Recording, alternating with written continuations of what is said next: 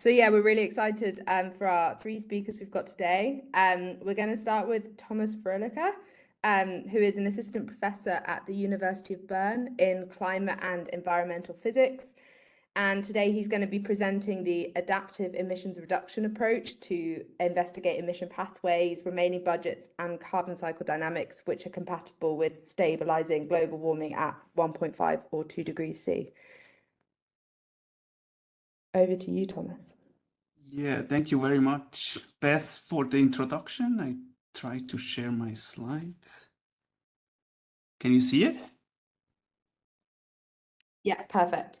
Okay, so I'm going to talk about the new model into comparison project we have just launched. That's the adaptive emission reduction approach, MIP, which allows us to estimate emission pathways, budgets, but also carbon cycle dynamics compatible with a 1.5 and 2 degree global warming stabilization world using the most comprehensive Earth system models. So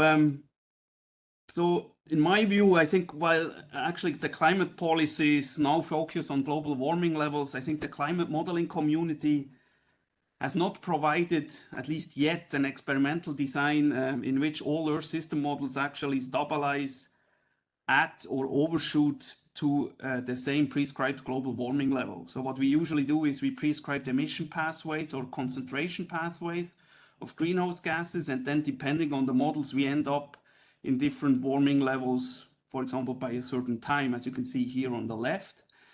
So that makes, for example, difficult to assess changes at different global warming levels using those transient simulations, for example, for slowly evolving systems, such as in the ocean or other systems. And it also makes it difficult actually to estimate the emission pathways and emission budgets which are necessary to stabilize the warming at a certain temperature level. So we actually lack at the moment emission pathways and emissions budgets which are coming from the most comprehensive Earth system models, which are compatible with, for example, a 1.5 degree global warming world. And we also lack, in my view, a little bit the policy relevant overshoot simulations where we overshoot 1.5 and then go back to, for example, 1.5 degrees. So we tried to come up with a little bit a different framework, so how we do Earth system modeling. So usually we have this forward path, we prescribe the emission pathway you see on the top, and then you have a range of projected warming. So what we want to do here is actually we can prescribe the temperature level in a fully coupled Earth system model, and we adaptively change the emissions so that the Earth system model really converges to the prescribed temperature target. So the idea is to actually have such an adaptive approach which successively quantify the global emissions reductions that allow reaching any temperature target. And so we have developed that. We call it the AERA, the Adaptive Emission Reduction Approach. And it actually estimates or adapts the emissions every 5 years. And the AERA works like a control loop or a control system with a feedback loop. You can think about a heating system where you put the heating system to 26 degrees and then it changes the energy according to the room temperature you're sitting in. And here that's basically the same idea. So it consists of 3 steps. So first you have the past warming and you estimate the anthropogenic warming out of the past records. You can do that with different approaches. You can easily just do it with a running mean, a 31-year running mean, or you can use an impulse response function approach. But then you have actually the remaining warming until a certain temperature level, and then you use the TCRE framework in a step 2 to actually estimate the remaining CO2 forcing equivalent budget. And then you allocate in step 3 the emissions for the next 5 years and beyond. Here we use just a cubic polynomial with some certain assumptions. And then you repeat these steps at each stock take. Okay? And the only thing you need is actually the global temperature and the emission data. And at each stock take, the future CO2 forcing equivalent emissions can be split into the contribution from CO2, methane, N2O, and so on. So this approach was being inspired by earlier approaches from Kirsten Ziegfeld and Phil Goodwin, but has some, I would say, it's slightly different and actually leads nicely to a convergence to a prescribed temperature level. So how do we know that it actually works? Then also in the fully coupled model. So we used first the intermediate complexity model, our in-house Burn 3D LPX climate model, where you can actually set different climate sensitivities in the models. You can vary the strength of the ocean carbon sink easily. We tested the usage of different matrices to split the CO2 equivalent emissions into non-CO2 greenhouse gases and CO2. We actually changed the radiative forcing estimates of the non-CO2, and we also changed the stocktake frequency. So overall, we made more than 1,000 sensitivity simulations with the Burn 3D LPX to test if that approach actually works. And actually it works with the Burn 3D. So we actually run here historical simulations, and then we started this adaptive approach today, and we did it for a 1.5 degree simulation here in blue, for a 2 degree simulation, and also for an overshoot 1.75 and then back to 1.5 degree simulation. And you can see that any temperature target can be reached following a smooth emission pathway, which you can see here on the right. And also its adaptive nature makes actually the adaptive approach robust against uncertainty in past records, climate sensitivity, but also metrics to estimate the CO2 emissions, for example. And you can also use that approach to actually make overshoot simulations. You can set the temperature to 2 degrees, the model goes to 2 degrees, and then you can set it back to 1.5 and the model goes back to 1.5 degrees. So I would say that's kind of a new tool for calculating emission reductions to meet any temperature target, but we do not really know if it really works in the fully complex Earth system models. And for that, we asked the major modeling centers around the world to participate in this MIP. So 13 Earth system models have participated. They run a 1.5 and a 2 degree temperature target simulation. We use the relative temperature target, so that means the allowable warming until 1.5 degree comes from the observational based estimates and not from the model itself, because some models are today already above 1.5 degree. So that would be a bit odd to actually run then a 1.5 degree stabilization scenario. And then we set the non-CO2 radiative forcing agents and the land use changes. We follow the SSP 1.26 scenario. And basically in these simulations, we only change the fossil fuel CO2 emissions. And the protocol is also available, as you can see here. So here are the results.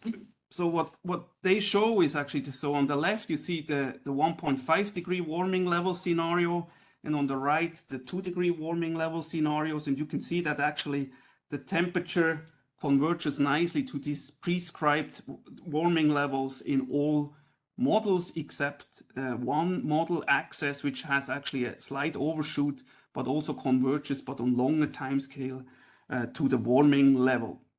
So actually, that approach also works with our best models we actually have at the moment.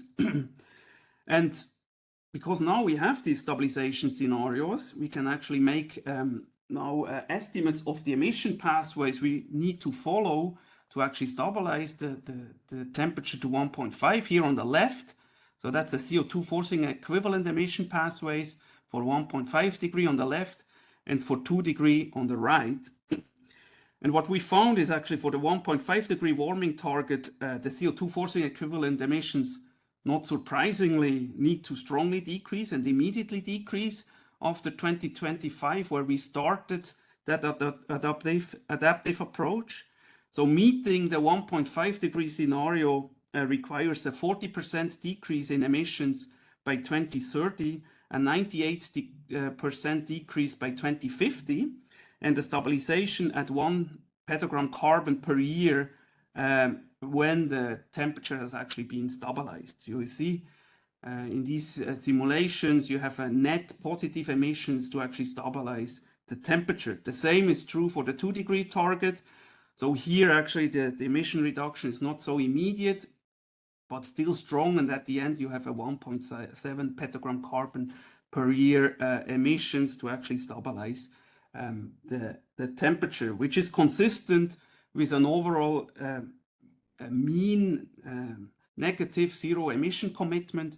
So basically, if you would set the CO2 emissions to zero, these models on average would cool down a little bit, and to counteract that cooling, the AERA actually suggests to actually put emissions into the atmosphere to stabilize actually the temperature at the prescribed level.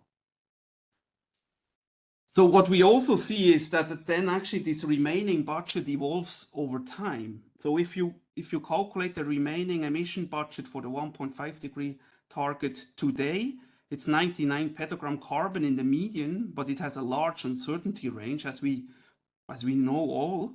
For the 2 degree, it's 409 petagram. But if you actually then recalculate the cumulative emissions the models have emitted to stabilize the temperature in 2100, 2150 for 1.5 and 2 degree, we see that actually the emissions are actually larger than previously estimated today. So they are actually by a factor 1.4 to 2 larger than it was previously estimated today. So you see on average an increase in the emission budget allowable to emit to reach a certain temperature target. But it's also obvious that there's still a large uncertainty across these different models.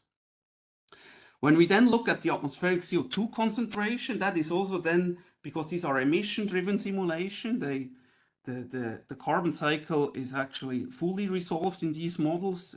You see quite different atmospheric CO2 pathways to reach the same temperature target, because actually the TCRE is quite different in these models. So some models actually, for the 1.5 degree global warming level, they still increase the CO2, the atmospheric CO2 until 2070 to 500 ppm and then decrease the atmospheric CO2 concentration. Whereas in other models, the CO2 concentration immediately decrease in 2025. So there's a large spread in atmospheric CO2, and that also translates then into a large spread in, for example, the CO2 fertilization effect on land and ocean, but also a large spread in ocean acidification projections for the same stabilized global warming. When we then look actually where the carbon actually goes under a stabilized 2 degree global warming, so on the top you see it for the ocean, here a Hofmöller diagram, zonally integrated ocean carbon flux anomalies relative to pre-industrial, then here in the middle for the present day, and on the right for a stabilized 2 degree global warming world, and the bottom plots show you the same for the land carbon flux anomalies. You see that actually the North Atlantic and the tropical forest cease taking up carbon under stabilized temperature. That has mainly to do in the ocean because the AMOC recovers under stabilization, and then actually leads to a cessation of the anthropogenic carbon uptake in that region. The Southern Ocean and the northern high latitudes land biosphere remain carbon sinks over centuries after the temperature has actually stabilized in these model simulations. What you can also do in another application with this AERA, you can then do simulations where you reduce the CO2 emissions strongly, but don't reduce the non-CO2 greenhouse gas emissions strongly, and vice versa. And you actually reach the same temperature level, but with a different set of radiative forcing agent decreases or non-decreases. And that has really big implications, for example, on variables which depend on the atmospheric CO2 concentration, like ocean acidification. So in a scenario where you actually reduce the non-CO2 greenhouse gas emissions not really strongly, but you reduce the CO2 emissions strongly, the global surface ocean pH does not decrease as strongly as in a scenario where actually the CO2 emissions are not reduced strongly, but the non-CO2 emissions are really reduced strongly. So under the same global warming level, it really depends on if you actually decrease the non-CO2 or the CO2 emissions to reach that level for variables which strongly depend on CO2.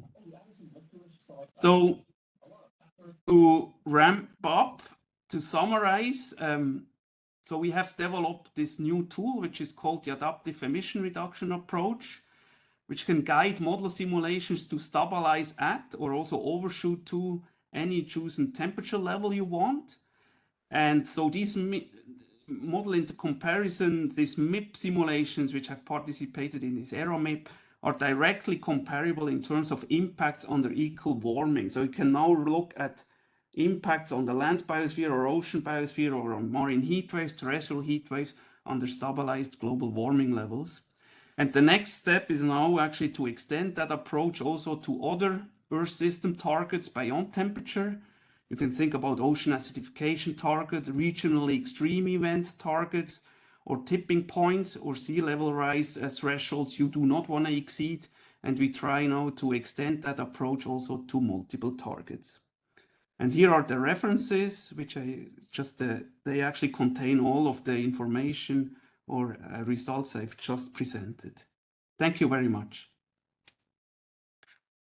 Great, thank you so much, Thomas. That was a really great talk. Does anybody have any questions? Feel free to either raise your hand or you can also write it in the chat if you'd rather.